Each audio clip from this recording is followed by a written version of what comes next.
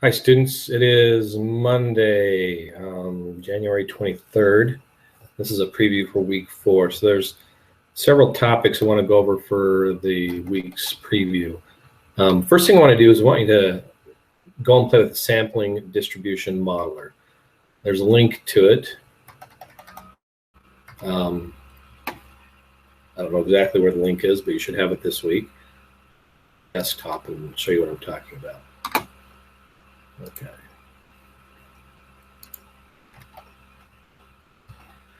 Okay, this is the sampling distribution modeler. So a little bit of background. So far we've talked about calculating a z-score for an individual value. So basically, if you know how a variable is distributed, then you can, and assuming that it's normally distributed and you know the standard deviation and you know the mean of the population, you can take a single value and determine how likely it is to have that single value there. But problem arises when you don't know if when either the parent population is not normally distributed or maybe you don't know what the distribution looks like. So we have to do this thing called sampling. And that's what we're learning about in lessons 6 and 7 this week. And it actually has a ton of power, but how the theory was developed is kind of, I'm gonna explain this to you and you're gonna think, well, why on earth would anybody do that? Well, they wouldn't, but it's the development of the theory that I want to show you about. So let me go through a couple of examples here. Okay, so this is a sampling distribution simulator. Up here in this black area, I've got a population that is normal. It's kind of small. See, I don't know if I can make this bigger maybe. Okay, that's better. All right, so the mean of this population is 16. The standard deviation is 5. Those are just arbitrary numbers. Anyway, and you can see the distribution is normally shaped. It's got a bell-shaped curve, if you will. Okay, so here's what I'm going to do. I'm going to start sampling this parent population. When I say sampling, that means I'm going to grab a sample of size whatever. You can pick whatever size you want, but I want you to understand the distinction here about the language, the terminology. If I say I'm getting a sample, a lot of times we think, oh, a sample is one individual piece. Well, maybe in some instances it's not, but for the purposes of this class, when I say a sample, I'm typically talking about a sample that's of size n. So in this case, I'm going to crank up the sample here. Let's suppose I want to take samples of size 10. And I want to, I've worked with this for a little while. Let me try this. So I'm going to click on this animated button here. Okay, 1, 2, 3, 4, 5, 6, 7, 8, 9, 10. See what just happened there? It took 10 individual values from the parent population and created a sample here. And then as soon as all 10 were there, it dropped this blue box down here, which is, incidentally, it's the mean of these 10 individual values. So it's the mean of that one sample. Okay, I'm going to do it again. 3, 4, 5, 6, 7, 8, 9, 10. Look at this sample. It's quite a bit more spread out. But in general, the mean is not too far from the mean of the original sample. So it left the mean of the original sample on there. And this box right here is the mean of the second sample. Okay, let's do it again. Okay, this one looks pretty good. It's got kind of a single individual value that's quite an outlier out here. It's not very likely that the number would be randomly chosen that is that big because it's quite far in the tail of the distribution over here. But again, plotted the mean. So now I've got 3 sample means down here.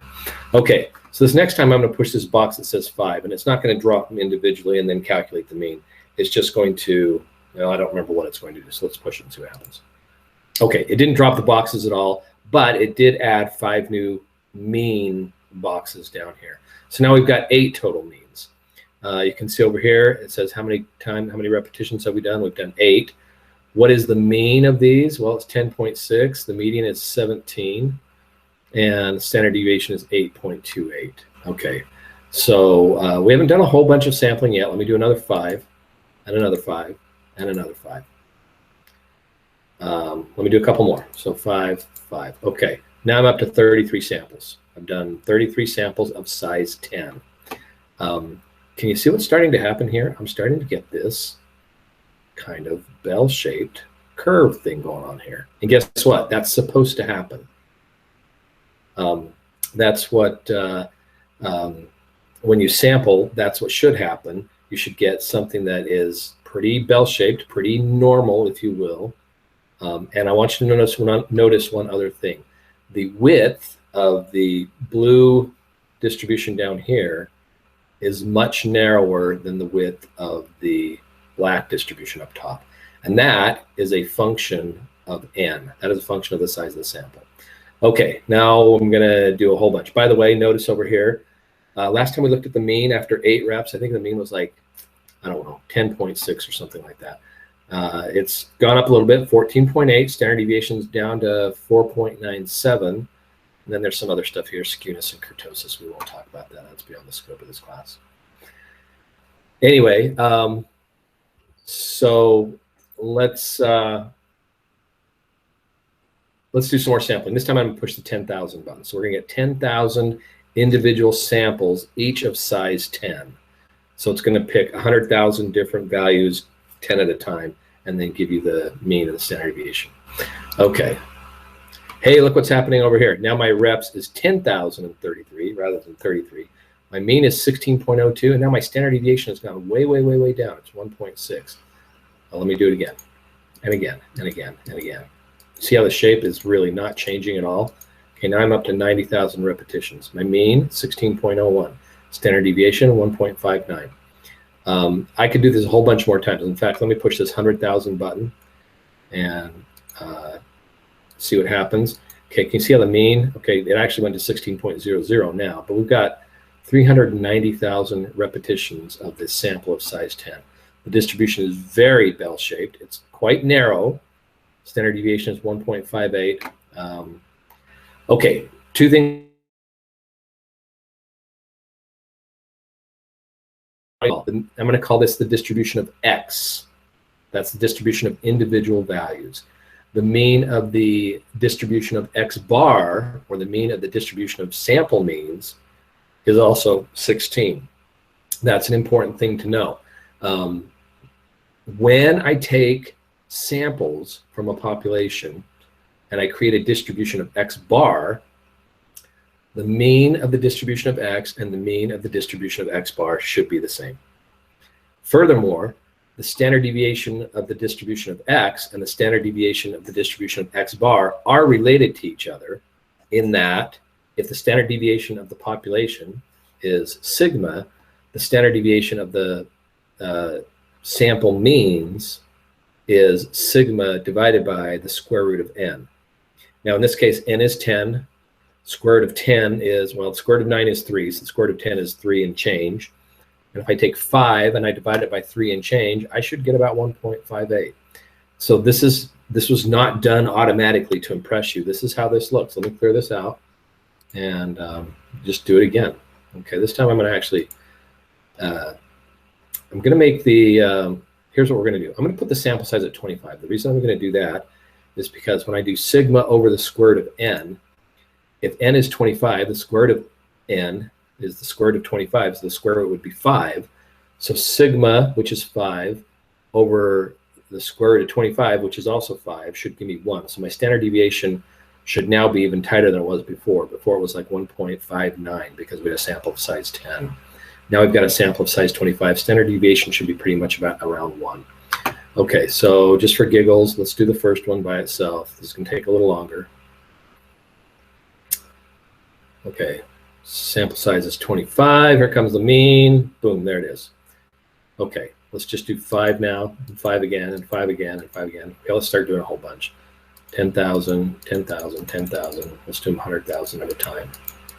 Okay, so we got 480,000, almost 500,000 times that we've sampled this distribution. Mean in the parent distribution is 16. Mean in the distribution of X bar is 16. Sigma in the parent distribution is 5. Sigma in the distribution of X bar is 1, which is exactly what we should be. All right, now I want you guys to play with this, but I want to show you one more cool thing. And this is probably one of the most fundamentally important principles of statistics. I'm going to clear the lower 3 again. We're not really using the other 2, so we'll just, anyway. I'm going to use a non-normal distribution this time. So I'm going to, just for the sake of argument, I'm going to use a skewed distribution. So this one's obviously right skewed because the tail is squished out to the right side. I'm still going to use a sample of size 25. Let's animate one just to watch what happens. By the way, the mean up here is 8.08, even though the median is only 7. And why is that? Well, for a skewed distribution, the mean should be in the direction of the skew from the median. So if the median is 7, the mean is 8.08. The mean is to the right of the median because the skew is to the right. Okay, there's my sample. The reps was 25, and the sample mean is right here. That was just my one sample, so I don't know what the mean actually is. All right, let's do 5 real quick. Okay, we've got a mean of 6.55. Mean up here is 8.08. I'm not too worried about the fact that they're not really close yet because I've only taken just a few samples. Let's take a few more. Okay, so we're up to about 50 samples now. And let's start doing a whole bunch. Okay, 10,000, 20,000, 50,000, 60,000. Let's do couple of hundreds. So we're up to 500, almost 600,000 repetitions of the sampling, each of size 25. So interesting things have happened. First of all, the mean up here was 8.08. The mean down here, 8.08. Standard deviation, 6.22. Standard deviation down here, 1.24. So is 6.22 divided by the square root of 25, which is the same thing as 6.22 divided by 5. Is that 1.24? I'm betting it is. Get your calculator out and see if it is. But here's the most important part. The distribution of sample means is normal, even though the parent population was non-normal. Okay, now you can play with other things. I'll leave this to you to do. There's uniform, or there's a custom distribution, and I did that. I think how you do the custom distribution, you kind of say, well, what if I had a distribution that looked like this, and look like this, and then look like this, and then look like this. You can just sample that. I'm going to just quickly sample it a whole bunch of times. Hey, look at that. Looks pretty normal. This is a phenomena called the central limit theorem. Central limit theorem says if you will take a parent distribution, it can have whatever shape it wants. And if you take samples, the distribution of X bar will be normal as long as your sample size is large enough. Now, for the purposes of this class, what is large enough? Large enough is 30. A lot of people will tell you a lot of different things about why it should be different numbers or whatever, but for this class, the sample size is 30. Unfortunately, on this sampling distribution simulator, we can't do a sample of size 30, but we get pretty close. We get to 25. So it just illustrates the fact that, okay, if you look up here, mean was 17.21. Down here, the mean is 17.20. They're about the same. Up here, sigma is 7.99. Down here, sigma is 1.6. If you took 7.99, which is essentially 8, and divided it by 5, you're going to get 1.6. So play with this. Convince yourself that the central limit theorem is a real thing. Okay, let me stop sharing here. All right, what else did I want to talk to you about today? I wanted to talk to you about, talked about distribution of sample means, talked about central limit theorem. There's also this thing called the law of large numbers. Law of large numbers says as your sample gets bigger, now remember, we didn't do big samples, we did a lot of small samples. So that's not pertaining to what I'm going to tell you right now, but as your sample size gets bigger, the mean of the samples will more closely, what's the right terminology here to use? The mean of the samples will grow close to the mean of the parent population. So the bigger the sample, the closer your mean is to the mean of the parent population. Okay, one other thing I wanted to talk to you about real quick. I know that many of you watched the video for using Excel as a calculator, and I watched it again, and I imagine some of you probably came away from it thinking, okay, but so what? What do I care about that? I want to explain to you exactly why you care. You've already seen that you've done a few different calculations many times already. It gets tedious. You've got to get your calculator out and keep plugging it back in there. I am going to show you my calculator substitution spreadsheet that I built several semesters ago, and I keep using it. And it looks like this. Let me make it bigger so you can see it. So I've got some quantitative calculations and some categorical calculations. As you can see, I've only got 10 calculations on this whole page. And already this semester, we've used the z-score calculation for x, and we've used the percentile calculation. And after this week, we will have used the z-score calculation for x bar. So there aren't a whole bunch of formulas that are going to be used in this class. Let me make this a little bigger so you can see it better. So right now, we're going to just talk about these two calculations over here, the z-score calculation for x and the percentile calculation, because you already had to do problems that were like this. All right, so I've made this a little bit bigger so we can see it. Here's how this works. I put this box around it and kind of tried to make it readable. But this is the z-score calculation for x. And what I've done is I've highlighted these three boxes in blue because that's x and mu and sigma. And then I've got a z down here. So basically how this works is I can put any values in for x and mu and sigma, and I will automatically, as soon as I hit enter, I'll get a z. So for example, lots of you guys were working with the problem about test times and how long it takes to take test time. So let's look at that. So the average time for taking tests was 70 minutes. I'm going to go ahead and plug a 70 in here. Standard deviation was 10 minutes. So I'm going to plug 10 in for the sigma. And then the questions would say things like, okay, well, what if I only take 50 minutes? What is the z-score associated with that? So if I plug a 50 in for my x value, watch, as soon as I hit enter, I get a z of -2. Basically saying my x at 50 is 2 standard deviations below or less than my mean of 70. And since my standard deviation is 10, that's right, because 70 minus 50, that's negative. Well, let's say it this way. 50 minus 70 is -20. -20 is 2 times as wide as 10 in the negative side. So I'm going to get a z of -2. Okay. Now, I know some of you are going to think, oh, will you mail me that? Can I have a copy of that? No, I'm not going to give you a copy of it. But here's what I will do. I'll show you how I built it, because I think there's value in you building your own calculator substitution spreadsheet. And by the way, here's the added bonus here. This is not a class on how to use Excel, but if you can pick up little tips on how to use Excel along the way during your schooling, you'll be all the more better off in your jobs and stuff. Because what I'm going to show you now, probably 70% of the people who use Excel don't know how to do it, even though it's actually really quite simple. If you're very comfortable with formulas already, you already know how to do this. But if you're not, let me show you what I'm doing. I'm just going to recreate this z-score calculation for x. Okay, so let me stop sharing just for an instant, because I want to remind you what the formula for that looks like. So get my little whiteboard here. If you remember, z is equal to x minus mu over sigma. So try to get that reflection so it's not on there. I don't know where that's coming from anyway. So z is the z-score, x is the value I'm trying to calculate a z-score for, mu is the mean, sigma is the standard deviation. So this is the formula I'm going to use. Okay, let's go to Excel, and I'll show you exactly how to do this.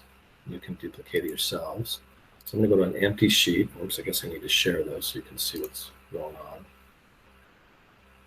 Okay, share again. Okay, here's my empty Excel sheet. Let me blow this up a little bit so it's easier to see. And here's how you would create, well, you can do a lot of different ways. First thing I'm going to do is I'm going to put some labels in there. So I need to know what my x is. I need to know what mu is. So I'm going to just type out mu rather than try and get the symbol in there. I need to know what sigma is. And then I need to know what z is. So I want to pretty this up a little bit. So I'm going to center these a little bit. Okay, center them right there. And then in this box over here, I'm going to say, okay, I need to put in a value for x. I need to put a value in for mu, and I need to put a value in for sigma. So let's just go back to that same example we were using. Mu is 70, sigma is 10, my x is 50. Okay, here's the important part. I need to create a formula.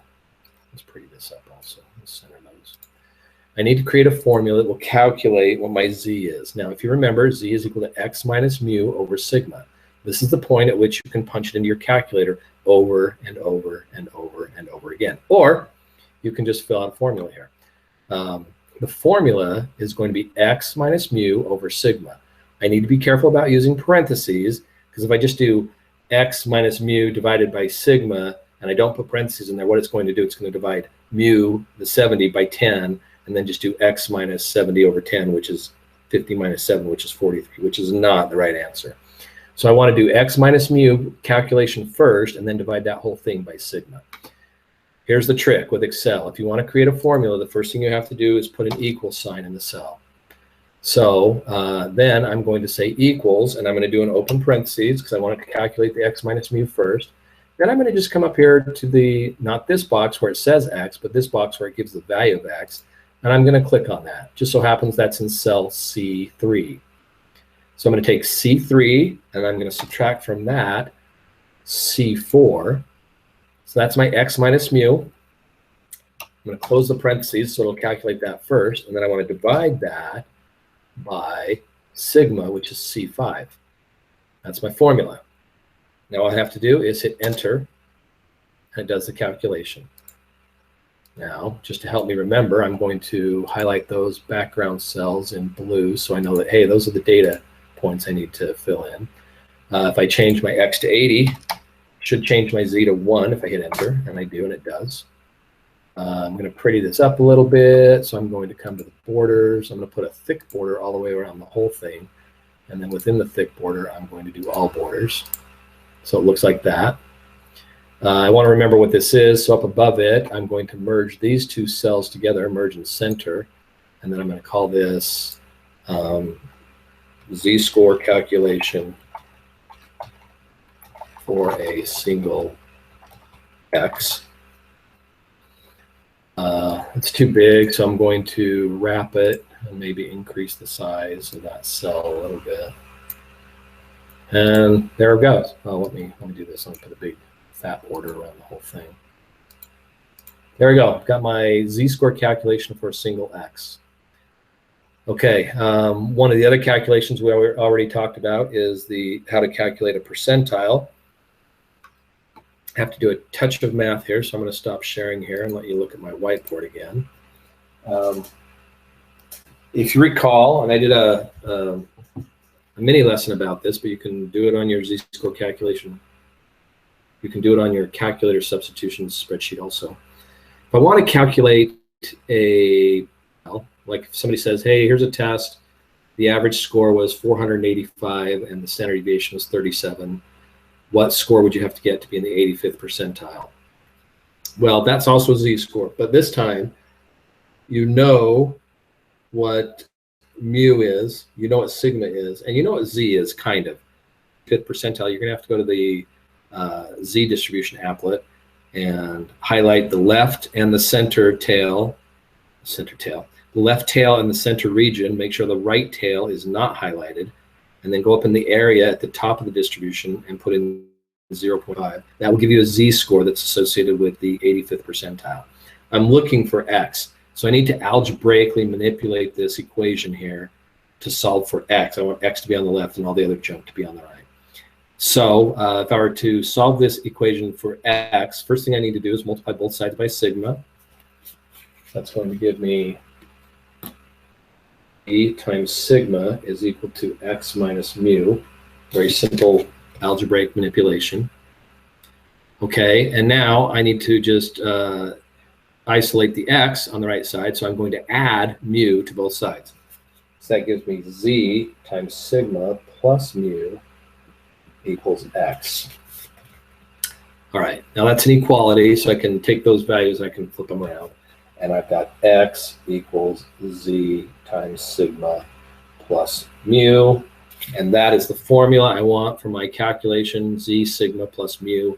So now I go back to my calculator spreadsheet, and I plug that in. Down here, I need a z sigma,